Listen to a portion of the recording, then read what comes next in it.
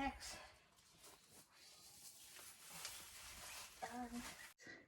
Let's see in here. Whew. That's the potatoes. So I will continue to pull out, guys, and I'll show you the final. Okay? Ooh. Ooh, wow.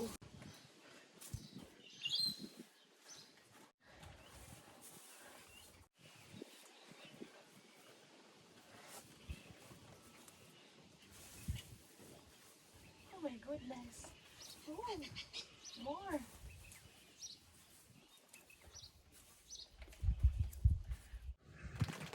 That's what we got with our no-till garden.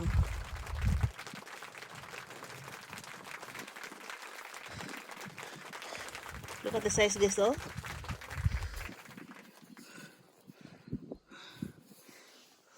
Look. Whew. That's it. Look at the red one also. Oh. I just planted 2 red ones, but the only one grow. So look at that. More than my palm. Whew. Okay, after here, we will proceed to the pots. Yung tinanim ko sa containers. So these are my 6 pots na i-harvest ko ngayon. So these are part of our potato planting, guys, and this is already 122 days too. Okay, let's start. Look.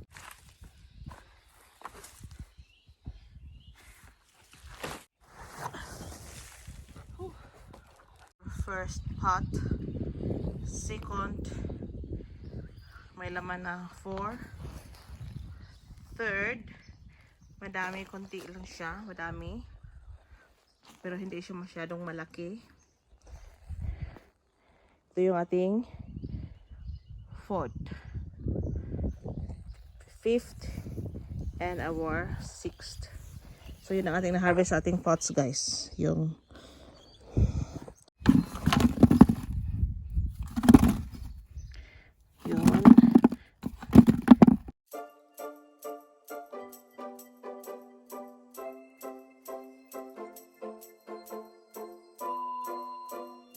this is our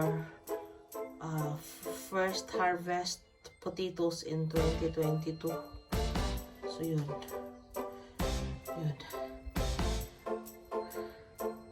So natanim natin 2022, guys, at planting in 2022, then harvested in 2022. Okay? So yun ang ito yung ating no-till harvest potatoes, and these are our pasta one. So that's around this one.